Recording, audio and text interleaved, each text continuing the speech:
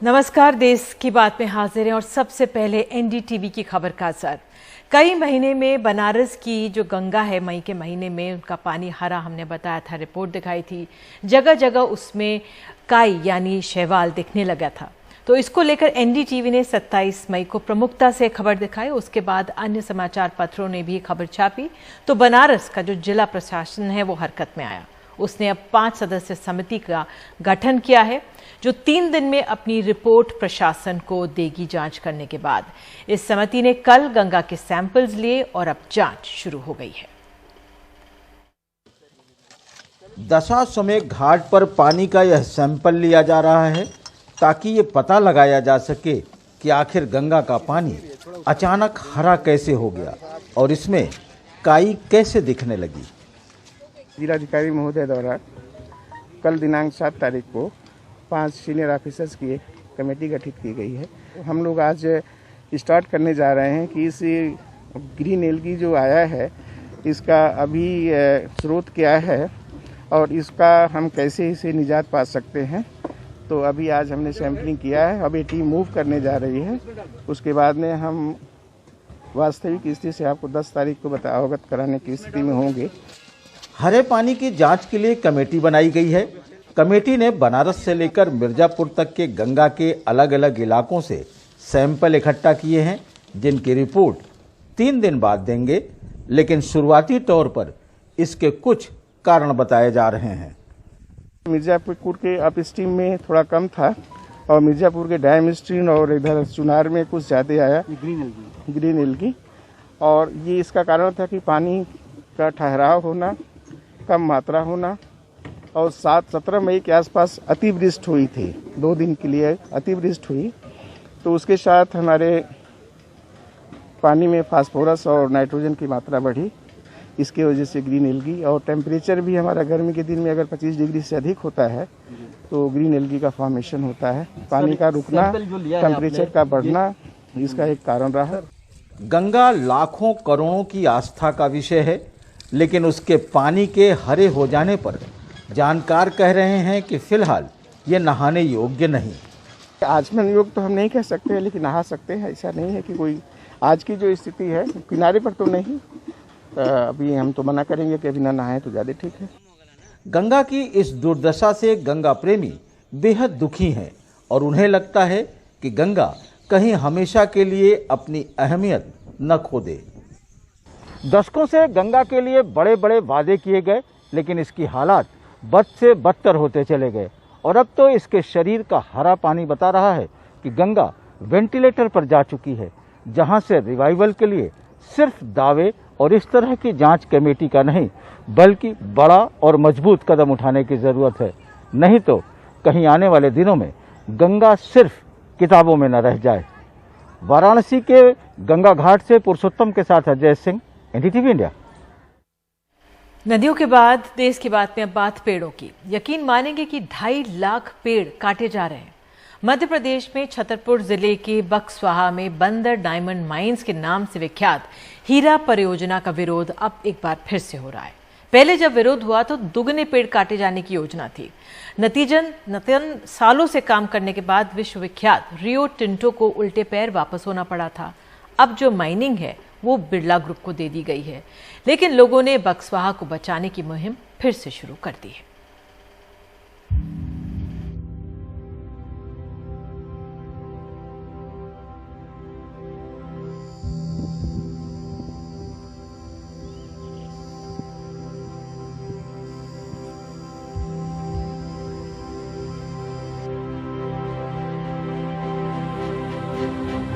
यहाँ देश का सबसे बड़ा हीरा भंडार है, लगभग 3.5 करोड़ कैरेट का।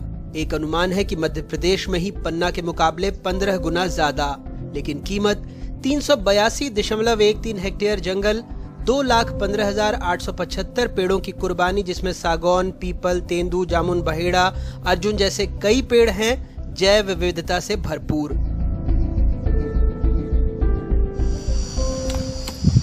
बक्सवाहा में ही निमानी गांव में रहने वाले कुर्रा आदिवासी इन्हीं जंगलों से रोटी कमाते हैं। कभी महुआ, कभी गोली चुनते हैं। महीने के 2 से 3 हजार रुपए बन जाते हैं। कहते हैं जंगल खत्म हो गया तो वो भी खत्म हो जाएंगे। जंगल में सब मौका मिलाती, चरवा मिलाती, पत्ती, गुली 26,000 को सभी मिला के हो जाते हैं। बक्सवाहा के रहने वाले अरुण तिवारी भी अपने जंगल को लेकर फिक्रमंद हैं। श्रीमान जी, ये जंगल गलत कर रहा है। आज गवर्नमेंट हो या हम प्राइवेट से कहीं ऑक्सीजन सिलेंडर ढूंढते फिर रहे हैं। ऑक्सीजन की इतनी किल्लत है और जो प्राकृतिक ऑक्सीजन है उसको नष्ट करने का कार्य चाहे गवर्नमेंट ने दिया हो या किसी और ने दिया हो। भाई रोजगार तो तब रहेगा ना जब हम रहेंगे। जब हम ही नहीं रहेंगे या हमारे आगे जो बच्चे हैं वो ही जीवित नहीं रहेंगे तो रोजगार का क्या करेंगे, बताइए आप। साल 2000 में कांग्रेस के शासनकाल में रियो टिंटो को हीरा खोजने के लिए बक्सवाहा में 25 वर्ग किलोमीटर क्षेत्र में रेकनेंस सर्वेक्षण की अनुमति मिली। 2012 में रियो टिंटो ने माइनिंग लीज के लिए 954 हेक्टेयर के संरक्षित वन में खनिज पट्टे के लिए आवेदन किया। बताया कि यहां लगभग 3.5 करोड़ कैरेट हीरों का अनुमानित भंडार है। वन विभाग के सर्वे में पता लगा कि वहां 5 लाख पेड़ हैं। पर्यावरणीय मंजूरी नहीं मिलने से कंपनी बैकफुट पर आ गई और 364 हेक्टेयर के पट्टे की मांग करने लगी। लंबे इंतजार के बाद साल 2017 में इस कंपनी ने परियोजना से हाथ खींच लिए। 2019 में कमलनाथ सरकार ने फिर से नीलामी कराई। सरकार ने इस खदान का ऑफसेट मूल्य 56,000 करोड़ रुपए, बेस रॉयल्टी 11.5% रखी। 10 दिसंबर 2019 को हुई नीलामी में आदित्य बिरला समूह की कंपनी एसएल माइनिंग लिमिटेड ने 50 साल के लिए ठेका हासिल किया।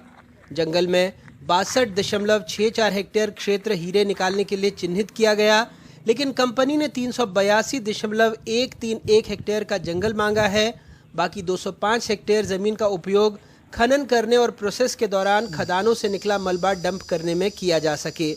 रियो टिंटो की तुलना में राज्य सरकार को इस बार 4 गुना राजस्व मिला।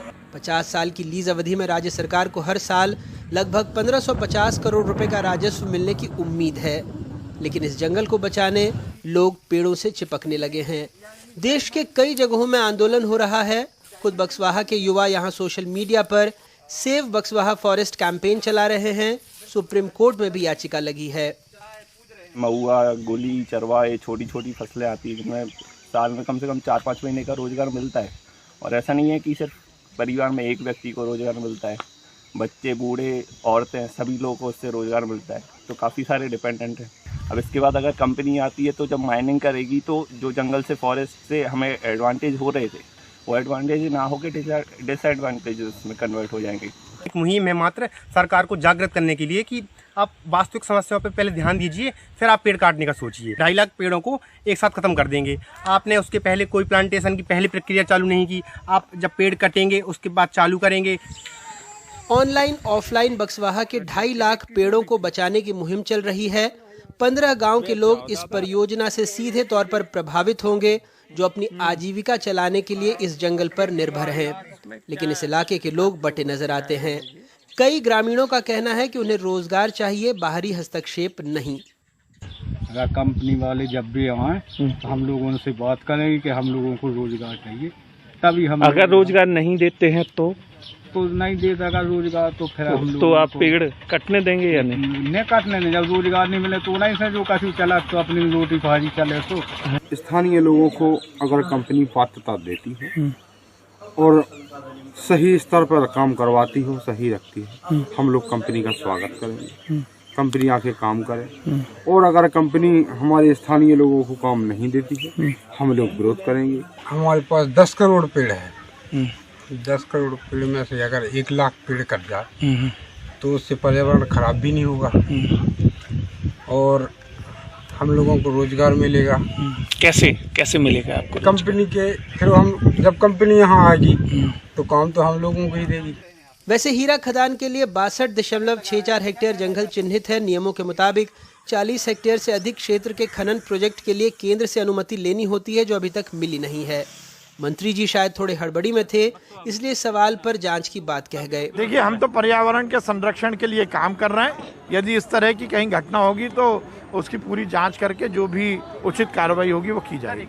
एक और बात, 2.5 लाख पेड़ के बदले सरकार 10 लाख पेड़ लगाने की बात कह तो रही है, लेकिन सिस्टम की एक और बानगी देखिए। वन विभाग का दावा है कि मध्य प्रदेश में 6 साल में उसने 1,638 करोड़ रुपए खर्च कर 20 करोड़ 92,99,843 पेड़ लगाए, लेकिन भारतीय वन सर्वेक्षण की रिपोर्ट कहती है राज्य में इस अवधि में 100 वर्ग किलोमीटर जंगल घट गया। सूखे बुंदेलखंड में वैसे ही केन बेतवा लिंक और बुंदेलखंड एक्सप्रेस हाईवे से करीब 25 लाख पेड़ खतरे में हैं और अब बक्सवाहा। 2017 में कंपनी ने जब बक्सवाहा में सर्वे किया था तो यहाँ बहुत सारे बंदर दिखे थे, इसलिए परियोजना का नाम हीरा बंदर प्रोजेक्ट पड़ा। पेड़ कटने से पर्यावरण का नुकसान तय है, लेकिन बड़ी संख्या में जंगली जानवर भी विस्थापित होंगे। 2017 में जो रिपोर्ट आई थी उसमें कहा गया था कि यहाँ बंदर, बाज, भालू, तेंदुआ, हिरण, बारहसिंगा जैसे कई जंगली जानवर हैं, लेकिन 3 साल बाद जब रिपोर्ट आई है तो आश्चर्यजनक रूप से कहा जा रहा है कि यहाँ संरक्षित वन्य प्राणियों का आवास होने के कोई प्रमाण नहीं है। बक्सवाहा से अपने सहयोगी अरविंद तिवारी और भोपाल से कैमरा पर्सन रिजवान खान के साथ अनुराग द्वारी, एनडीटीवी इंडिया। और देश की बात में एक ब्रेक लेते हैं और आगे है उत्तर प्रदेश चुनाव से कुछ ही महीनों पहले कांग्रेस नेता बीजेपी में क्यों हो गए हैं शामिल। उत्तर प्रदेश में विधानसभा चुनाव करीब आते जा रहे हैं और ऐसे में राजनीतिक बिसात बिठाई जा रही है। राज्य में कांग्रेस का जाना पहचाना चेहरा जितिन प्रसाद आज बीजेपी में शामिल हो गए। शामिल होने के मौके पर जितिन प्रसाद ने कहा कि वो कांग्रेस में रहकर अपने लोगों के लिए काम नहीं कर पा रहे थे। साथ ही एक संस्थागत राष्ट्रीय दल के तौर पर आज सिर्फ बीजेपी ही है, बाकी दल या तो व्यक्ति विशेष हैं या फिर क्षेत्रीय। कमाल खान की रिपोर्ट। जो जितिन प्रसाद हैं वो कांग्रेसी थे और हमेशा रहेंगे, पहली बात तो ये। जो जितिन प्रसाद हैं वो कांग्रेसी थे और हमेशा रहेंगे, पहली बात तो ये। जो जितिन प्रसाद हैं वो कांग्रेसी थे और हमेशा रहेंगे। लेकिन वो अपनी बात पे कायम नहीं रहे। उन्होंने अपने बाप दादों की पार्टी छोड़ दी। उनका खानदान उनके दादा के जमाने से कांग्रेसी था और उनके पिता Jitendra Prasad all India Congress committee के वाइस प्रेसिडेंट भी रहे। लेकिन आज जब उन्होंने उस पार्टी को छोड़ा तो कहा कि ये महत्वपूर्ण नहीं कि कौन सी पार्टी छोड़ दी, ये ज्यादा महत्वपूर्ण है कि किस पार्टी में गए। तो ये महत्वपूर्ण निर्णय जो मैंने लिया है, बहुत विचार मंथन और सोच के बाद मैं इस फैसले पे पहुंचा हूं। और सवाल ये नहीं है आज कि मैं किस दल को छोड़ के आ रहा हूं, मगर सवाल यह है कि किस दल में जा रहा हूं और क्यों जा रहा हूं। जितिन प्रसाद के परिवार का शाहजहांपुर और आसपास के इलाके में अच्छा प्रभाव रहा है। जितिन 2001 में यूथ कांग्रेस के महासचिव बने, 2004 में शाहजहांपुर से एमपी, 2008 में इस्पात राज्य मंत्री, 2009 में धौरहरा से एमपी और पेट्रोलियम राज्य मंत्री, 2011 में सड़क परिवहन राज्य मंत्री बने। लेकिन 2014 लोकसभा चुनाव में धौरहरा से चौथे नंबर पे, 2017 विधानसभा चुनाव में तिलहर से दूसरे नंबर पे और 2019 लोकसभा चुनाव में धौरहरा से तीसरे नंबर पे रहे। अगर आज कोई इस देश में असली माने में कोई राजनीतिक दल है जो संस्थागत इंस्टीट्यूशनल दल है, वो भारतीय जनता पार्टी है। बाकी दल तो व्यक्ति विशेष और क्षेत्र के हो गए, मगर राष्ट्रीय दल के नाम पे अगर आज भारत में कोई दल है तो भारतीय जनता पार्टी। गंगा नदी पार कराई थी। प्रियंका गांधी पिछले कुछ वक्त से यूपी में कांग्रेस को जिंदा करने की कोशिश में है। कांग्रेस ब्राह्मणों को भी लुभाने की कोशिश कर रही है। प्रियंका गांधी कभी विंध्याचल मंदिर, कभी हनुमानगढ़ी जाती हैं तो कभी संगम पे स्नान करती हैं। ऐसे में एक ब्राह्मण चेहरे के जाने का भी कांग्रेस को नुकसान होगा। जितिन प्रसाद के बीजेपी में जाने से बीजेपी को जितना फायदा है, कांग्रेस को उससे ज्यादा नुकसान है। बीजेपी ये मैसेज देने की कोशिश करेगी कि कांग्रेस बिखर रही है। गांधी परिवार और राहुल गांधी के सबसे करीबी लोग उसका साथ छोड़ के जा रहे हैं और शायद ये यूपी में रूठे कहे जा रहे ब्राह्मणों को मनाने की कोशिश भी हो सकती है। लखनऊ में कैमरामैन राजेश गुप्ता के साथ कमाल खान, एनडीटीवी इंडिया। और हमारे वरिष्ठ सहयोगी कमाल खान हमारे साथ मौजूद है। कमाल, ये जितिन प्रसाद जो बीजेपी में गए हैं, इससे ये तो साफ हो गया कि बीजेपी की चुनावी जो तैयारी है वो शुरू हो गई है, साथ ही कांग्रेस कुछ और कमजोर भी हो गई है। लेकिन इसमें जितिन प्रसाद को क्या फायदा? देखिए, जितिन प्रसाद को दो फायदा है। एक तो ये है कि जैसा कि वो आज ये कह रहे थे कि अगर हम अपने लोगों का किसी पार्टी में रह के काम ना करा पाएं तो उस पार्टी में रहने का क्या फायदा है। देखिए, 1989 से 89 से कांग्रेस जो है उत्तर प्रदेश में सत्ता से बाहर है। जब आप सत्ता में नहीं होते हैं तो पुलिस नहीं सुनती है, प्रशासन नहीं सुनता है, किसी वर्कर को नौकरी नहीं दिला सकते, किसी को ठेका नहीं दिला सकते, किसी का कोई फायदा नहीं करा सकते। तो जो कार्यकर्ता है, जो जनता है, उसको लगता है कि इनको वोट देने से लाभ नहीं है क्योंकि ये हमारे लिए कुछ कर नहीं सकते हैं। तो एक समस्या जितिन प्रसाद के साथ ये भी रही होगी। दूसरी ये है कि बीजेपी एक बहुत मजबूत पार्टी है और उस पार्टी में रह करके उन्होंने जाने के लिए डील की होगी क्योंकि वो राहुल गांधी के इतने करीबी आदमी थे।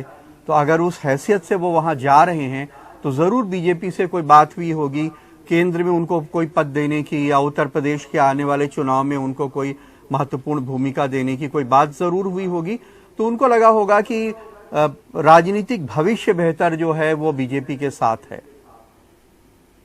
जी कमाल, एक इसका ये भी मैं आपसे पहलू समझना चाहूंगी कि कहा जा रहा है कि जो बीजेपी की राजनीतिक बिसात बिछ रही है, ब्राह्मणों का चेहरा वो लेकर आए, लेकिन रीता बहुगुणा जोशी है वहां पर, ब्राह्मण चेहरे और भी हैं। ऐसे में बीजेपी का एक और चेहरा लाना यहाँ पर ब्राह्मणवाद के तौर पर या किसी और, आप किस तरह से आंक रहे हैं, कितना फायदा बीजेपी को? नहीं, देखिए, ऐसा है कि अगर आप 2014 का चुनाव देखें तो जितिन प्रसाद तीसरे नंबर पे आए थे। 2019 का अगर लोकसभा चुनाव देखें तो जितिन प्रसाद को 1,62,000 वोट मिले थे, जबकि वो ब्राह्मण हैं, वो ब्राह्मण बहुल क्षेत्र माना जाता है धौरहरा, और उनको हराने वाली जो रेखा वर्मा जो कुर्मी हैं उन्हें 5 लाख से ज्यादा वोट मिले थे। इतना गैप था। तो वो जो ब्राह्मण चेहरा अगर वो इतने बड़े हैं तो फिर उसका लाभ उनको खुद अपने चुनाव में मिलना चाहिए था। ऐसा तो नहीं हुआ। वहां तो मोदी के नाम पे वोट पड़ रहा था। रेखा वर्मा से लोग बेइंतहा नाराज थे, कह रहे थे कोई काम नहीं करती क्षेत्र में, फिर भी उसको उन्होंने इतने बड़े मार्जिन से जिता दिया। तो एक तो ये है कि जब मोदी जी होते हैं तो वही ब्राह्मण होते हैं, वही क्षत्रिय होते हैं, वही दलित होते हैं, सब कुछ उनके चेहरे के अंदर होता है, वो सबसे बड़ा चेहरा है। लेकिन छोटे लेवल पे बीजेपी दरअसल ये मैसेज देना चाहती है कि कांग्रेस बिखर रही है।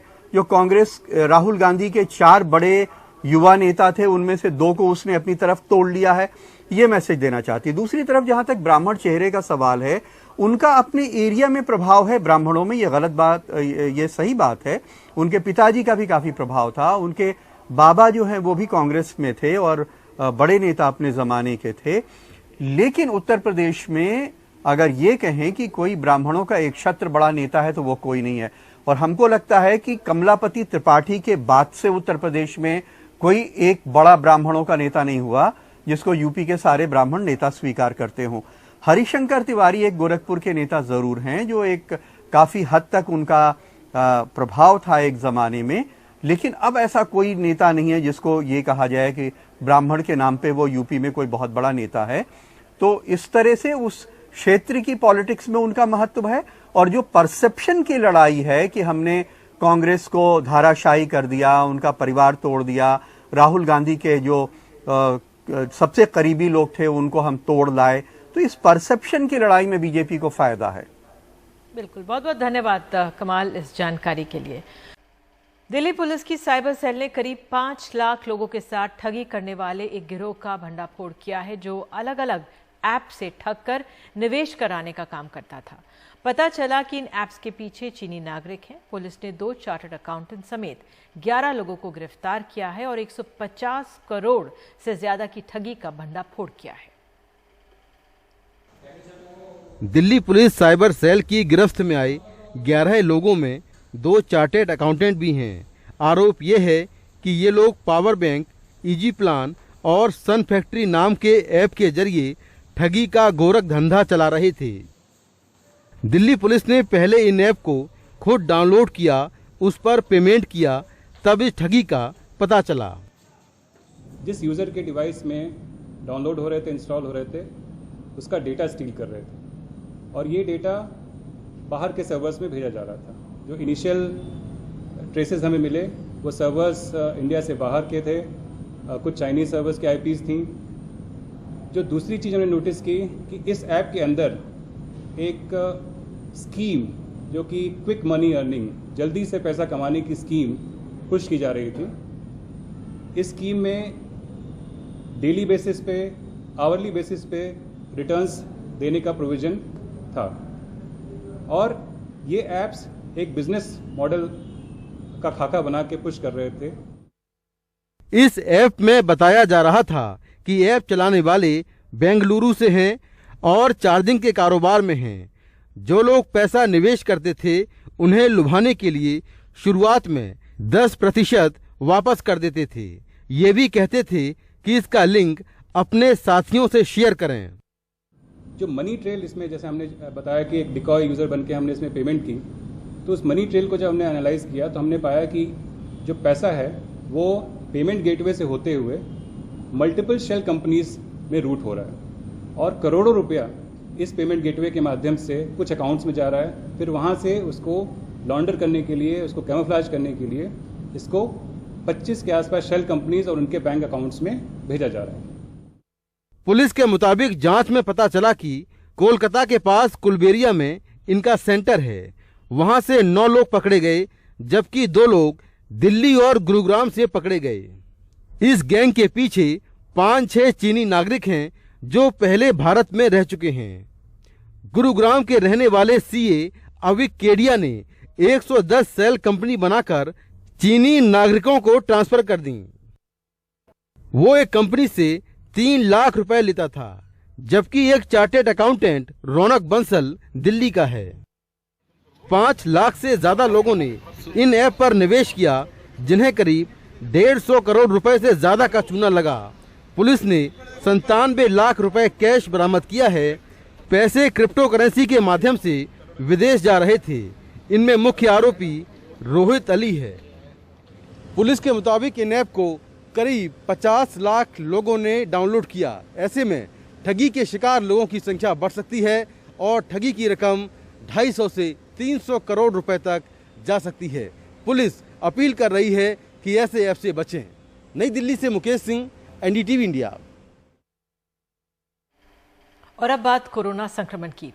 टीका लेने के बाद संक्रमित यानी ब्रेक थ्रू इन्फेक्शन को लेकर भारत के 2 शोध बताते हैं कि डेल्टा वेरिएंट B16172 की वजह से ज्यादा ब्रेक थ्रू इन्फेक्शन हुआ और ये इन्फेक्शन दोनों तरह के टीके कोविशील्ड और कोवैक्सीन लेने वालों में देखा गया।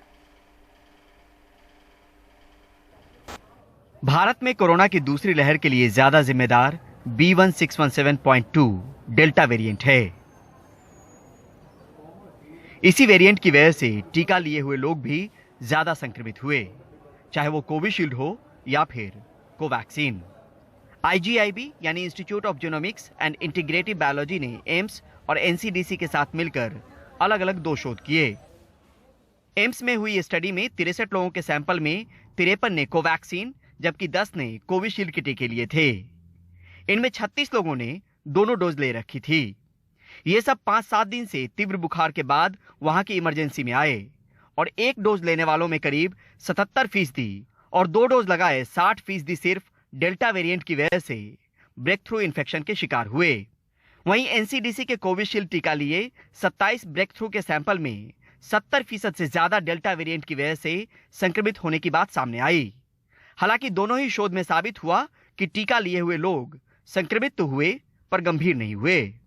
इन दोनों स्टडीज में जो इंडिकेट करता है कि जो हमारे लोगों ने, हमारे पॉपुलेशन ने इन वैक्सीनेशन लगवाया था, उनके अंदर भी जो ब्रेक थ्रू इन्फेक्शन हुआ है, जो वैक्सीनेटेड लोग थे उनके अंदर जो इन्फेक्शन हुआ है, उसका मेन कारण भी हमारा ये डेल्टा वेरिएंट ही मिला है। और ये इंडिकेट करता है कि बहुत ही इन्फेक्शस है, लेकिन इम्यूनिटी को ये सरपास कर जाता है। पर अच्छी बात है ज़्यादातर लोगों को माइल्ड एंड मॉडरेट तरह के इन्फेक्शन ज़्यादा हुए और क्रिटिकल कम थे। तो हमें वैक्सीन में बहुत और डेवलपमेंट करने की ज़रूरत है।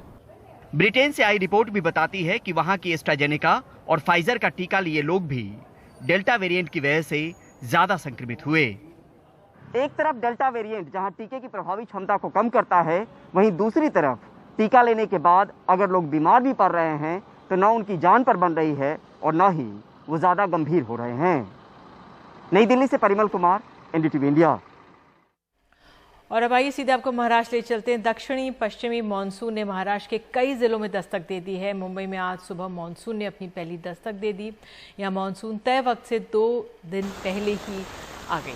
कई इलाकों में तेज तो कई इलाकों में रुक रुक कर बारिश हुई। मौसम विभाग के मुताबिक दक्षिण पश्चिम मानसून की पहली बारिश मुंबई में हो रही है। इसके अलावा आज से लेकर 12 जून के बीच मुंबई, पुणे और कोंकण के कई इलाकों में भारी बारिश की चेतावनी भी है। बारिश के बाद एहतियातन मुंबई के निचले इलाकों में बीएमसी कर्मचारियों की तैनाती की गई। ये वो इलाके हैं जहां बारिश के तुरंत बाद पानी भर जाता है और ऐसे में बारिश जब होती है तो इन इलाकों में पानी जमने की आशंका है। इस बीच बारिश की वजह से सायन कुर्ला के बीच पानी भरने से लोकल सेवा बंद कर दी गई।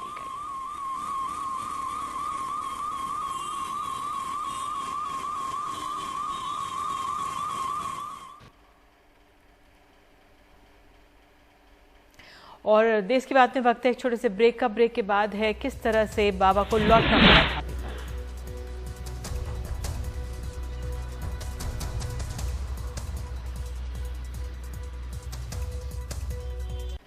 दिल्ली के मालवीय नगर का चर्चित बाबा का ढाबा अपनी पुरानी जगह सड़क किनारे पहुंच गया है। बाबा ने लोगों से पैसा मिलने के बाद रेस्टोरेंट तो खोला लेकिन वो चला नहीं, तो वो वापस अपने पुरानी जगह लौट आए।